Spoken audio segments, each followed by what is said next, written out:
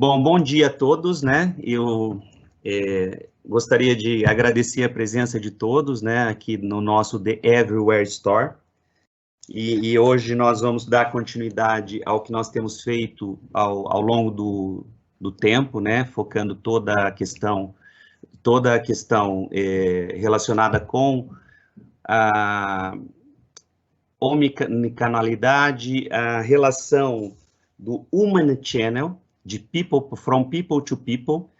A gente tem levado isso em Nova York agora em janeiro, nós falamos sobre essa questão do Human Channel, e nós estamos hoje com essa questão do desafio de dar continuidade nessa comunidade global de varejo que a gente tem implementado ao longo dos anos. Nós começamos essa comunidade em 2014, para quem não conhece, com o objetivo não comercial, para nós fazermos efetivamente uma iteração de desafios, de trocas de experiências, de inovação.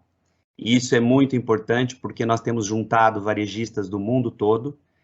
Então, eu queria agradecer aqui a presença de todos e mais os nossos oradores de hoje, e mostrar para vocês que isso não é uma coisa que nasceu hoje, ela vem de trás. Então, nós tivemos em 2014 a primeira edição, hoje nós vamos na 12ª edição. Nós tivemos em Nova York agora com a nossa 11ª edição, e hoje nós estamos fazendo uma inovação que, como a pandemia, com esse momento da pandemia, não podemos mais ser físicos, né? Estamos aqui no mundo online. Então, trazemos aqui o pessoal físico pelas câmeras, tentando jogar esse tema, não só da omnicanalidade das coisas, como que o físico e o lógico se juntaram, mas nós estamos, no ano de 2020, promovendo esse de pessoas para pessoas, né, nos negócios, e a eficiência operacional entre as pessoas, o valor que as pessoas têm nesse processo. A gente está tentando fazer um upgrade aqui no omnicanal, e sem as pessoas nós não fazemos nada, né, e nós temos essa intenção nessa troca de experiências de hoje, falar sobre tudo isso, como o mundo físico foi afetado e o que aconteceu nesses tempos que nós estamos aqui da pandemia.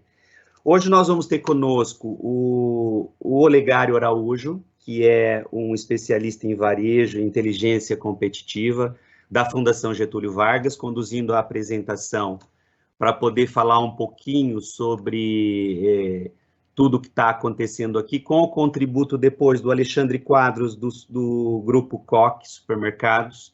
Ele é diretor administrativo e vai dar um pouco dessa visão do outro lado, o mundo prático em relação a essa teoria que a gente fala, né, que impacto é que isso sofreu nesse momento, na questão das operações da loja aos processos de compra alternativos durante esse período de pandemia que a gente está vivendo nesse momento, tá? Muitas adaptações. E também tem o nosso colega Alexandre Ramalho, é um executivo de novos negócios da GoToMob, e vai falar também como é que essa coisa do cliente, como é que eles estão ajudando o cliente nesse momento tão difícil aí de adaptações de processos, e que nós estamos tendo que nos reinventar. Então, eu gostaria de agradecer a presença de todos, muito obrigado por estarem participando da nossa live, que é para nós uma inovação. E eu vou passar a palavra para o Olegário, que vai conduzir a gente através agora de uma apresentação, para depois nós fazermos um pequeno debate em relação às ideias e fazendo o cruzamento dessas ideias. Olegário, então agora eu passo para você, tá? Muito obrigado.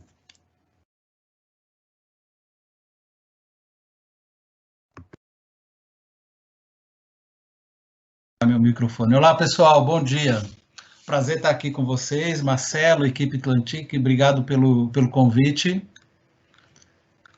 Então, nós vamos falar sobre esse tema, assim que eu estou aguardando aqui o controle da tela. Opa, agora foi. Então, nós estamos compartilhar aqui com vocês. Opa.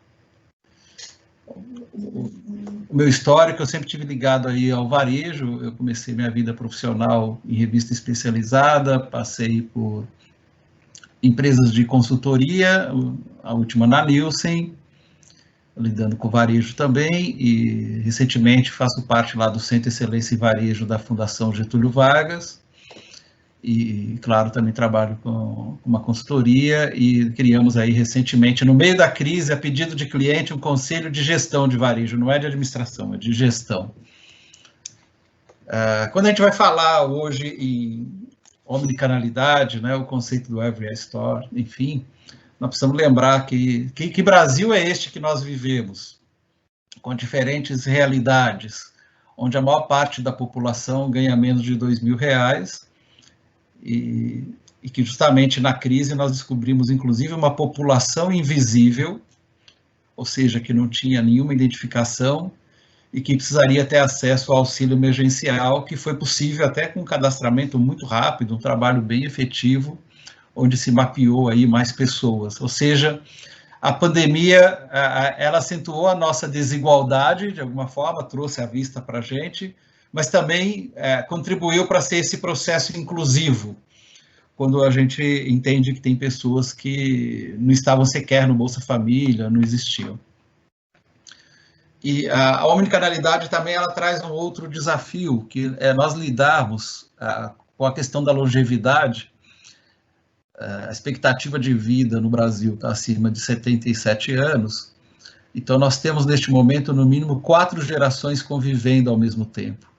Gerações com diferentes valores, com diferentes expectativas.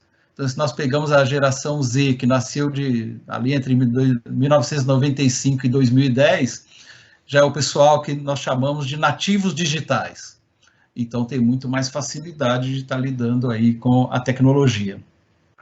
Do outro lado, quando a gente pega o chamado Baby Boomer, que nasceu entre 1940 e 59, nós estamos falando de uma geração que muitos estão aprendendo a usar o smartphone agora, e particularmente o WhatsApp, com as pessoas ensinando.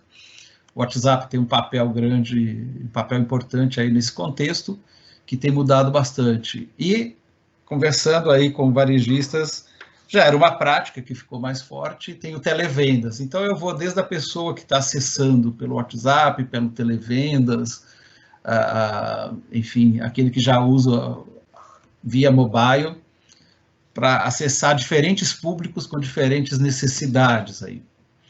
E claro que vem junto um desafio do varejo. Nós temos aí um varejo que, no geral, ele se situa com serviços tudo muito parecidos, sem uma proposta de valor clara, e a pandemia contribuiu para acelerar um processo de digitalização do varejo, e entendo por digitalização rever processos, automatizá-los e integrá-los, porque essa é uma demanda que tem, e esse varejo começou a ter clareza de onde ele se posiciona. Quer dizer, eu vou atuar ali com formato de atacarejo e vou trabalhar com preço, que tipo de serviço eu agrego que faz sentido para ser rentável, ou um varejo que se diferencia em termos de proposta de valor com mais serviço. E claro que nós temos aí no meio de tudo o e-commerce, que ele pode estar trabalhando com preço baixo, essa é uma discussão global que ele ainda não se viabiliza comercialmente, tem muito dinheiro no mundo aí, o pessoal está investindo, com muitas ofertas, etc. Mas ele também pode ter valor agregado. Então, como eu vou conciliar e vou integrar esse varejo? E já tem também o social commerce, ou seja, vendendo pelas redes sociais. Então, o varejo tem que repensar o que eu quero ser para quem, e depois como ele trabalha um conceito de integração para fazer todas essas operações. Então, passa muito com uma discussão muito importante de ter clareza desse público-alvo que esse varejo tem, de quem que eu quero atingir, considerando, como eu disse, diferentes gerações, a questão de poder aquisitivo, etc. E aí eu tenho uma proposta de valor. Com base nisto, eu vou envolver as pessoas, que são as pessoas que fazem acontecer, como o Marcelo colocou antecipadamente, e ver assim, o que eu vou entregar para o meu cliente, quais são as dores e problemas que esse cliente tem. A pandemia deixou isso bem claro de como a gente poderia atuar, né? E claro que eu vou ter que rever meus processos, porque aí tem um desafio. O processo, ele reflete a cultura da empresa, seus valores, aquilo que é prioridade, etc. E ele também, ele cristaliza ou sedimenta coisas que nós fazemos. E o momento exige uma nova visão sobre tudo isso. Então, parar e olhar para o processo, ele é fundamental. Eu entendo que a pandemia trouxe vários ensinamentos em termos de ser ágil nesse sentido. Tenho certeza o Alexandre Quadros vai poder compartilhar esses desafios aí com a gente. E também, quando a gente olha para o processo, tem a tecnologia. E junto tem os legados. A gente não pode esquecer que os recursos são finitos e que toda empresa tem seu legado, seja ele cultural, seja ele em termos de processo ou de tecnologia. Então, ela tem que trabalhar nesse mundo para ver que resultado que eu vou alcançar e como eu vou atender esse cliente, esse ser humano, neste momento de incerteza, de insegurança, melhor, com menos atrito, aumentando o nível de segurança dele e reduzindo o tempo que eu faço isso. Quer dizer, menos contato é o que as pessoas estão querendo aí desde que começou a pandemia. Então, desafio central, como é que eu conheço os meus clientes para saber que problemas deles que eu vou estar resolvendo, e eu vou ter que dar opções, eu vou ter que interagir com eles por diferentes canais. Esse é um grande desafio, cada um tem uns que se adequam mais a determinados canais. O empoderamento dos funcionários, porque são eles que fazem acontecer, e na pandemia exigiu muita agilidade de todos. Essa cadeia de abastecimento mais inteligente, onde eu trabalho essa perspectiva da integração para solucionar, vou solucionar via drive-thru, um click collect, aonde vai ser, como vai funcionar, enfim, vou ter que trabalhar esse aspecto e, de fato, a gente tem um repensar do negócio. Então, esse é um desafio aí para todos. O que precisa combinar, desde as habilidades quantitativas, uma agilidade estratégica, influência digital. Esse consumidor hoje tem muito mais opções, muitos se tornaram digital forçosamente, né? Quem ainda não era, e claro, a gente corre contra o relógio e não contra um calendário mais. Então, uma provocação que, para mim, fica por varejo é a gente olhar para os chamados 4 Ps do marketing. De pessoas nós já falamos, mas nós temos um P do marketing que é produto. Como é que eu estou entregando solução para os meus clientes? E, em vez de eu pensar em praça, que está dentro do conceito aí do marketing, os 4 Ps do marketing surgiram na década de 50, como é que eu penso em acesso? Então, hoje, para eu estar em todos os lugares, eu preciso pensar neste acesso. E eles precisam estar integrados, porque senão eu não vou promover este acesso do jeito que eu tenho que fazê-lo. Para aquela pessoa que está no celular, que já quer comprar, e esse acesso pode ser de qualquer lugar. Então, em vez de pensar só em preço, como é que eu penso em valor? E claro que aí está um desafio de como ser rentável. E como que, em vez de eu pensar em todo aspecto de promoção, como é que eu trabalho a educação e a orientação desse cliente? O Alexandre Ramalho, um pouco antes da gente entrar, até comentou, né, dessa jornada do cliente. Então, essa comunicação, essa orientação, todo o conteúdo que eu vou trabalhar para ele, eu vou ter que fazer uma curadoria de conteúdo, mas também considerar essa jornada dele para ver o quanto eu entro antes nessa comunicação com ele. E aí tem um papel muito grande hoje, não só as redes sociais como forma de comunicação, mas os programas de cliente frequente, os clubes de clientes, o loyalty program, como alguns preferem, enfim, por aí vai. E claro que nós temos que chegar num conceito do omnichannel, do único canal, mas a provocação que fica aqui é que isso é um aspiracional que nós temos. Nós operávamos aí, nós temos um legado, uma cultura de canal único para quem já operava no ambiente físico. A empresa começou a operar com um conceito multicanal, que é uma realidade, todos têm diferentes formatos, por exemplo, o e-commerce é um formato de loja que opera independente, e nós precisamos integrar essas operações, com desafios de como que eu trabalho com preço.